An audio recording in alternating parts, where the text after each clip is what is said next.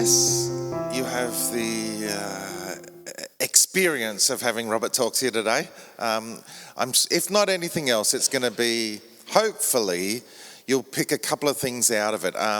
You probably know we're in the middle of a series where we're talking about Teach Us to Pray, and we're looking at one kind of model that to put in your toolbox, your toolkit. So all of us know how to pray, but what we're doing at the moment through this series is actually taking an example of the Lord's Prayer, pulling pieces of it apart and trying to see what we can sort of glean from the things that we see within that. And last week we had Vivian talk to us about this model that we've got, the pray model. So it stands for pausing, rejoicing, asking, and then yielding. And so last week we had our pause, and we had some really interesting things that Vivian talked about. I'll talk about that in a little bit more when I go through the pray model. But I thought that we might just start with, there's a quote of mine that I've been looking at for a good long time. And if we can just put that up on the slides. And it basically says to me, sometimes things are there and we don't notice it.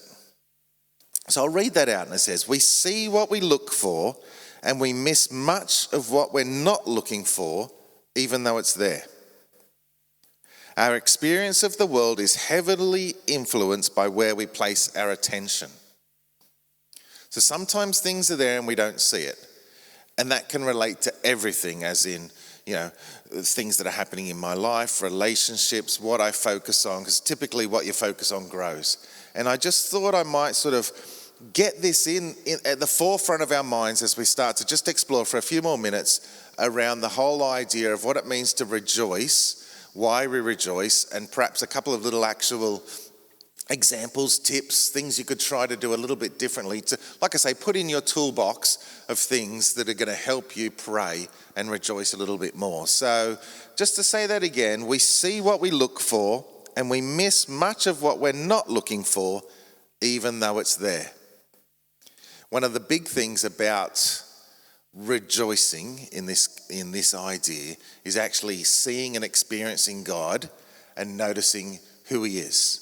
So we might just take a second just to look at a video, just to help us. And when you look at this video, enjoy it, but also start to sort of take that question back. What does this tell us about God? So let's just have a look at this video for a minute, and then we'll continue.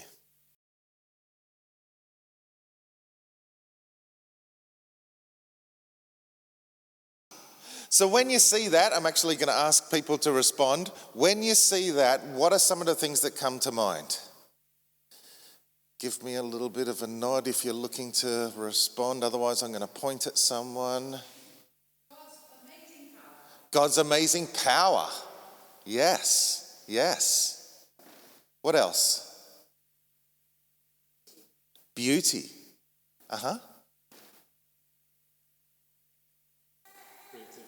Creativity. Yes? I missed that one. Sylvia? Diversity. Yes, diversity. Yeah. God's a genius. Yes. It shows us that when we look at those things, and obviously that's, they've picked some of the things that inspire some awe within us. But sometimes we'll look at that and go, oh, isn't that amazing? Look at those, the whales popping up or the owl flying through the snow or those kind of things. And I think we sometimes forget the fact that God has actually designed us to appreciate beauty. There's a design to us. Like an ant wouldn't look at that, 10-second reel and go, wow, isn't God amazing? There's something within us that actually has been designed to appreciate those things. And there's a beauty within that reflects, I guess, the creation of God, like we're all saying.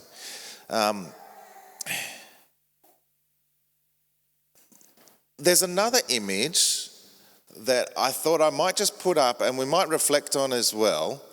And in some ways, I wish this inspired as much awe within me as the creation.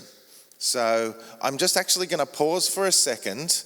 Contextually, I suppose it probably could be the prodigal son, but basically what I'm inviting you to do is think about grace and redemption and a pursuing God. So let's just take 10 seconds to look at that and think about those things of grace, redemption, and a God that pursues.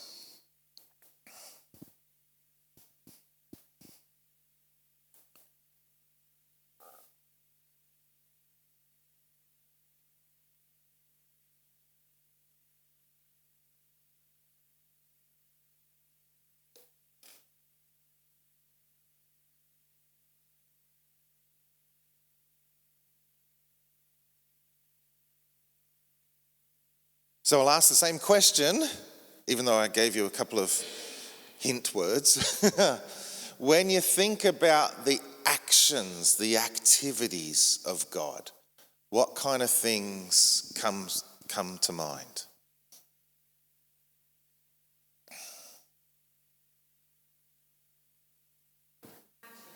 Compassion.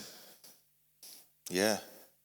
The Lord wasn't that one of, oh, that's at the end of the Lord is, faithful and compassionate, slow to anger, rich in love.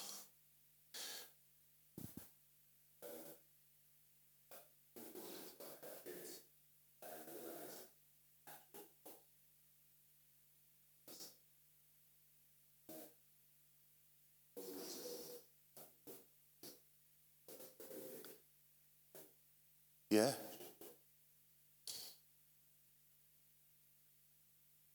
Wow, yeah. That's big, yeah. Yeah, Peter's just saying, if you might not have heard on that side, until had kids, it wasn't you realised the actual cost of what it was like for God to let his son die and redeem us. One last one. When we look at this, we look at the return, the grace that's there. What does it say to you about God? It's God's idea to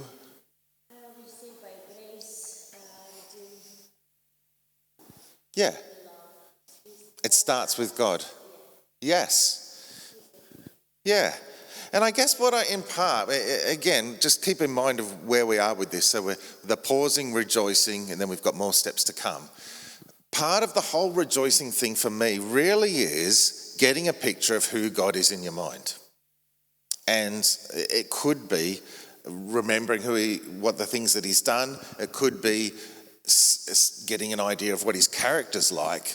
But a really important way to start rejoicing is to see who God is. Now, if I was to give you an example between two things, there's this concept within the Bible that I like, and it took me an awful long time to try and figure out. And you might have heard the phrase, magnify God.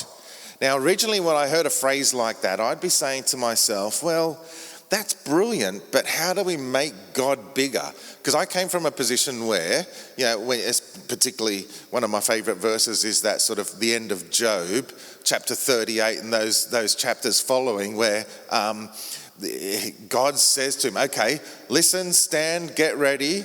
This is who I am. Were you there when I set the markers for the earth, for the stars? Do you see the seasons coming in and the storehouses of snow? And for me, it's just this massive big picture of who God is. So how do I magnify that God? How do I do that? And I came across this idea that it's really interesting. There's sort of two, in a sense, tools that work on the concept of magnification. And one's a microscope and one's a telescope. And I guess if I was to think about them, that's really helped me understand the difference between them. And I always tried to consider magnifying God, putting God in front of me as a microscope. And a microscope typically takes something that's small and makes it look big. I think we do that a little bit in our lives around the things that aren't particularly going that well. Sometimes we might just focus on one thing and it consumes us.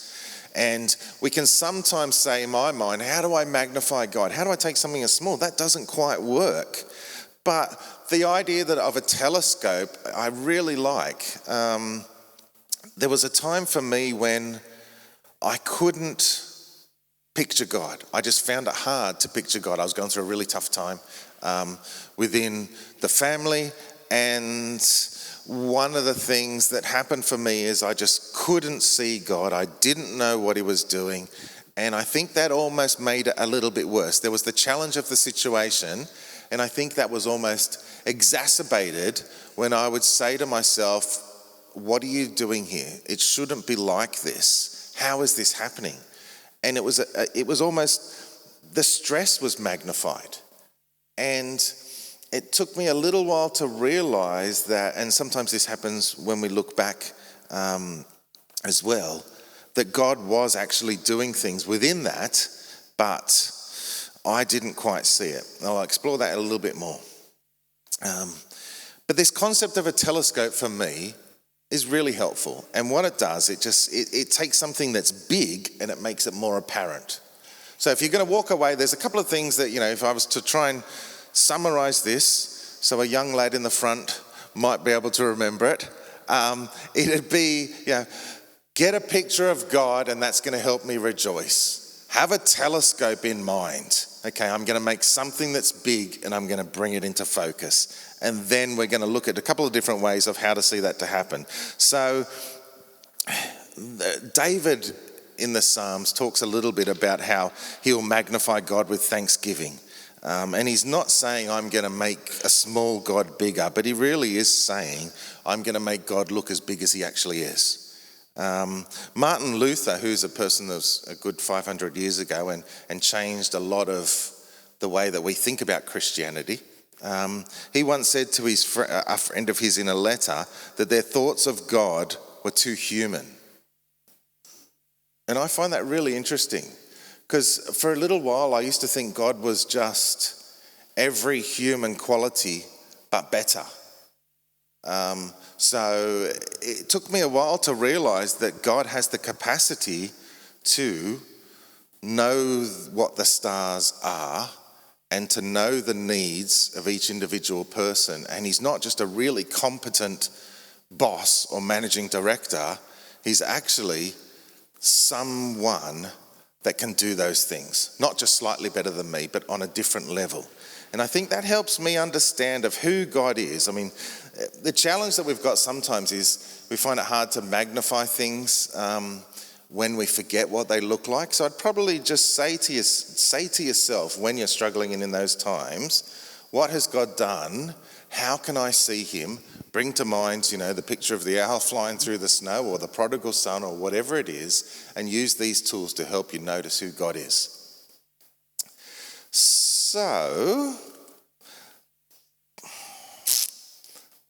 there's a phrase, again, like I said, we're modelling off the Lord's Prayer.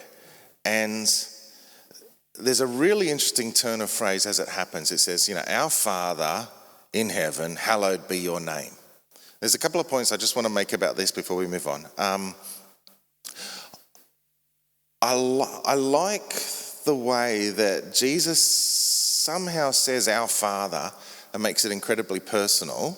Our Father in heaven, he's changing the way we look at things. But then he also adds to that, hallowed be your name. And he somehow balances between the intimacy and the awe.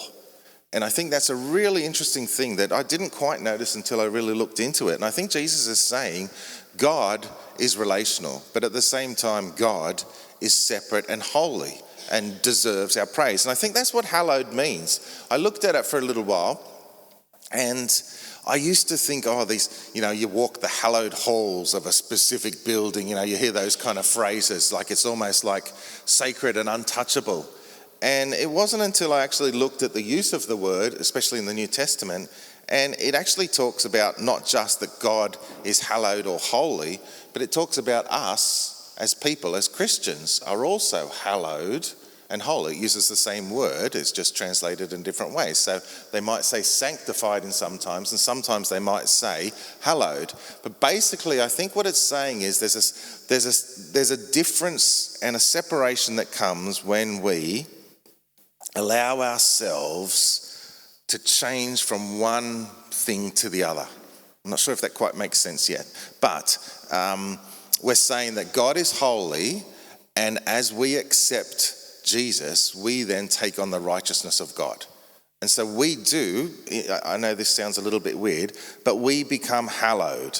Christ hallowed or sanctified his church. So in Acts 20:26, there's a whole bunch of verses. In Ephesians 5:26, it talks about Christ hallowing the church. And so we're sanctified and made holy. But there's a real interesting part of this whole process when we're thinking about the Lord's Prayer. Is around the whole idea of, I think if there was anyone that had the excuse of prayer is a lifestyle, I think Jesus could say, prayer is a lifestyle, I don't need to pray all the time. Because we know that he said, I only do what the Father tells me to do, I only say what the Father tells me to say. So there's that communication there. But out of the people that we look at, as far as looking at how do we connect with God, I think Jesus is probably the one that goes off and prays most. So he had a lifestyle, but he also had specific times of prayer. And sometimes that helps me think, oh yeah, I'm praying all the time. I'm praying at work when these things happen, or I'm driving my car and I'm praying and I'm doing those kind of things. And yes, it becomes, communicating with God becomes part of my lifestyle, but I think we also need to continue, and this might not be for you, this might be more for me. I also need to have specific times when I pause, still my mind, like we talked about last time. So, we don't have that crazy greyhound running through our head, dragging chairs behind it. If you remember the picture that Vivian talked about last week. I pause and I still my mind. I let the things go, and I've got a specific time. I focus on God, and my natural response is to rejoice. My natural response is to worship. And my natural response is to actually acknowledge God for who he is and see him. Which I think is pretty good. Pretty good. So, having kind of said it's important to focus on God, and an appropriate response is worship when we see God, what are some actual practical things that we can do? Because here's the challenge that I've got in preparing this message today. We just spent 20 minutes before this, 30 minutes, doing our worship time. And how do I let people know, hey, here's a new idea about worship? And I guess what I would suggest is sometimes there's always a gap between what we know and what we do. We should exercise more, we should eat more of a certain type of food, we should try and be more encouraging, and this is what we know we want to do, but sometimes there's that gap. And there's a quote that I like from C.S. Lewis, and he says, Christians need to be reminded more often than they do instructed. And I sort of take that to heart, and I guess that's the flavour in which I bring this message to you today. You probably know a lot of these things, but I'm here to remind you and challenge you, do them again this week. Does that make sense? So, yes, you know this. Yes, you can understand the hallowed, the sanctified of God. Yes, you can know that God of creation is amazing. But what I'm suggesting is let's focus on that again this week. And so, when we look at how do we rejoice and worship, there's something that stuck with me for an awful long time, and you can probably put the next slide on if you want. And these are just a few ideas I had around how do we rejoice and worship. I always used to think it was weird when people in the Bible would actually pray to God and they would describe God to himself. God, you're amazing. Like, why would I pray and say, God, you're amazing? Like, why? Like, he already knows that. Because I think I had this... not necessarily naive, but certainly myopic, a small view of what prayer is. And in a sense, I always thought that prayer was an information exchange, and I sort of tell you something you don't know, and you tell me something I don't know, and that's what communication is. And I think now the most common way I pray to God is saying things to him about who he is. God, you're so amazing. God, you're so great. I can just see how much that you are someone that wants to bless us. And I would suggest that when we're coming to our prayer times, we pause, we rejoice. Actually describing God to himself in a prayer is entirely valid. Jesus said, "Our Father in heaven." God knows where he is. But he starts the whole process of I'm describing God. I thought I might just take a few seconds just to look at some examples of people praying to God and describing who he is to himself. Because first of all, it reminds us who God is. But secondly, it shows us that it's entirely valid to say to God, "You are amazing," as a way of prayer. So Hezekiah in 2 Kings, I'm going to read a few. So sit back and just sort of listen and try, and hopefully there'll be a cumulative building of what's happening. Hezekiah in 2 Kings 19 says, "Lord, the God of Israel, enthroned between the cherubim, you alone are God over all the kingdoms of the earth. You have made heaven and earth." And then he continues. Solomon dedicating the temple in 2 Chronicles 6. "O Lord, God of Israel, there is no God like you in heaven or on earth, you who keep your covenant of love with your servants who continue wholeheartedly in your way. You have kept your promise to your servant David my father. With your mouth you have promised, and with your hand you have fulfilled it, as it is today." Jehoshaphat, brilliant name. 2 Chronicles 20. "O Lord, God of our fathers, are you not the God who is in heaven? You rule over the kingdoms of the nations. Power and might are in your hand, and no one can withstand you. O our God, did you not drive out the inhabitants of this land before your people Israel and give it forever to the descendants of Abraham your friend?" Daniel, "O Lord, the great and awesome God who keeps his covenant of love with all who love him and obey his commands." Nehemiah, "O Lord, God of heaven, the great and awesome God who keeps his covenant of love and those who love him and obey his commands."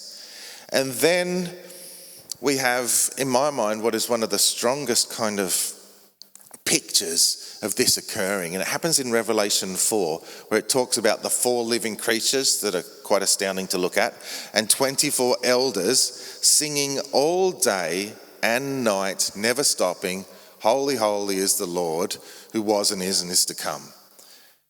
And so I would just encourage you, if you're not sure how to pray at times, because sometimes you might not have it, sometimes you might be tired, sometimes you just don't feel like it, telling God who he is in prayer is a legitimate way of praying, and it's possibly one of the most common ways people pray in the Bible.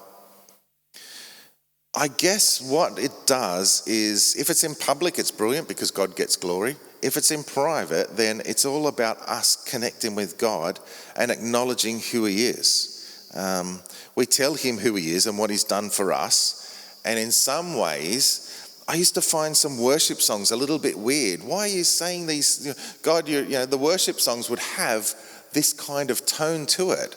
I thought it was about me connecting with you. But if you look at the tone of most worship songs, they're describing God to himself. God, you're amazing. Thank you for your abundance. And so I would really encourage you, first of all, describe God in a prayer. That might be novel, but hopefully it seems to make a little bit of sense. The second one we've got here is, "Bless the Lord, my soul." Now, you've probably heard this said before, but this is a psalm of David where he just basically is, I think, saying to himself, come on, let's get into it. He's talking to himself and he's saying, "My soul, bless the Lord."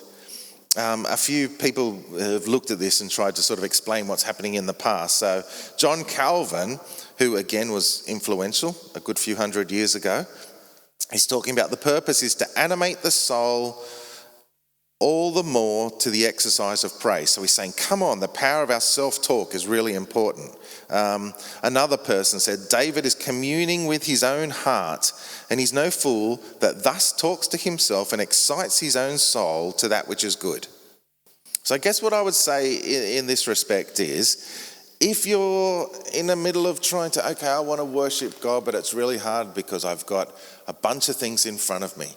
Come on, I'm going to do this. And it's almost a matter of will. And there's nothing wrong with being disciplined and having willpower, especially in relationships. Because sometimes, whether it's kids or whatever, you don't feel like it, but you do it anyway. The second last point I'd like to make as far as a practical example of what to do when we're looking at ways to rejoice is the idea of, I've been astounded by this, the way that Moses was bold enough to say, "Show me your glory." Now, just to give you a bit of a background of why I think this was bold, it's not just the fact that he said, "Show me your glory," but if we run through Exodus, the first 14 chapters are pretty much Moses calling Egypt the plagues.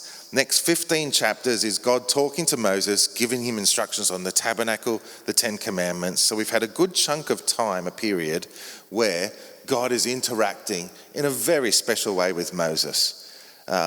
Chapters 33 and 34, Moses gets a set of 10 commandments, and God says, "These guys are a stiff-necked people. If I go, I'll destroy them. You're off on your own, Moses." And Moses says something really cool, and he says, "Well, if you're not going, I'm not going." And then God says, "Okay." And Moses' response to that is, "Show me your glory." Moses had met with God. Moses' face had glowed. Moses had walked down from the mountain that everyone else heard rumbling. He still asked to see God's glory. And it wasn't because he'd never seen it. I think it's because he realized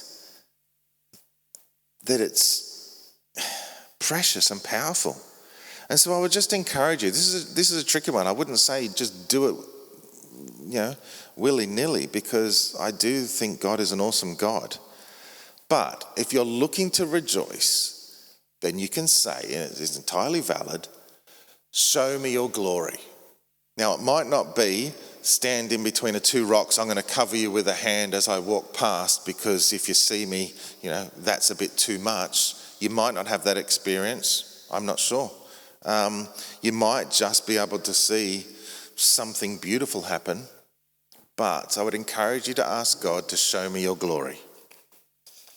And the last, and in some ways perhaps the most obvious, or the one that first comes to mind when it comes to rejoicing and worship, is actually using worship music and singing.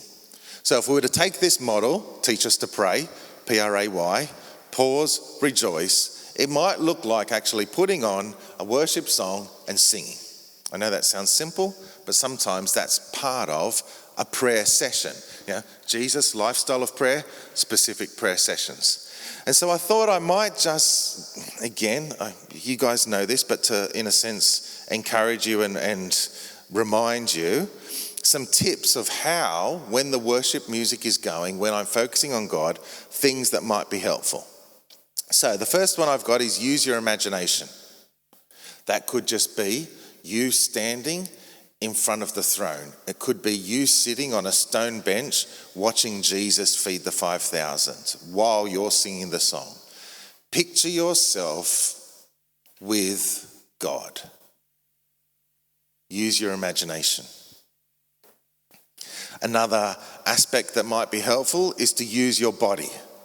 It could be standing up, it could be arms in the air, it could be kneeling, it could be sort of walking and putting some energy into it, but use your imagination, use your body. Use your will.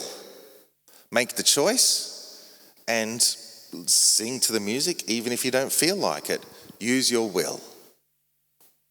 Imagination, body, will. And the last one that might help, or something interesting to try, is use your heart. So when I'm singing this song, I am going to open my heart up to Jesus, and I'm going to express, Jesus, I love you. Jesus, connect with me.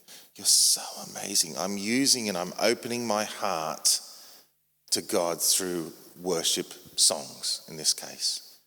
So I'm using my imagination, I'm using my body, I'm using my choices, my volition and my will, and I'm also using my emotions. And I know that's a slight variation on love God with all your heart, body, mind, soul, but that's an interesting way that we can actually do and engage with God through worship. So, having said all of that, can I just ask you to put the prodigal picture back up? Thank you, Chris and Jake, his assistant.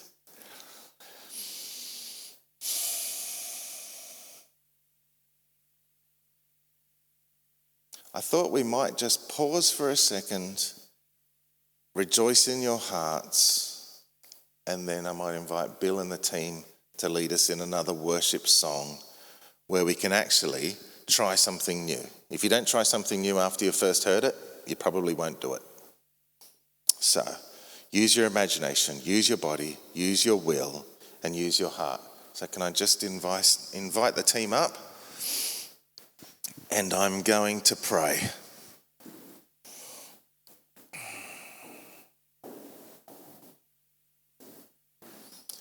Let's just pause, focus, acknowledge the presence of God. Thank you, Jesus. Jesus. God, we come to you now and we say you are great. God, we come to you now and we say you keep your covenants. You rule over the kingdoms, you rule over the nations. Power and might are in your hand. You are a God of creation, you are a God of creativity. You are a God that loves. You are a God that provides. We rejoice in who you are. I pray, God, that you might in turn give us a sense of your presence as we seek you. And we know that you reward those that earnestly seek you. So, Father, I thank you for who you are. I thank you for your goodness. And I pray and ask that you will accept our praise. Amen.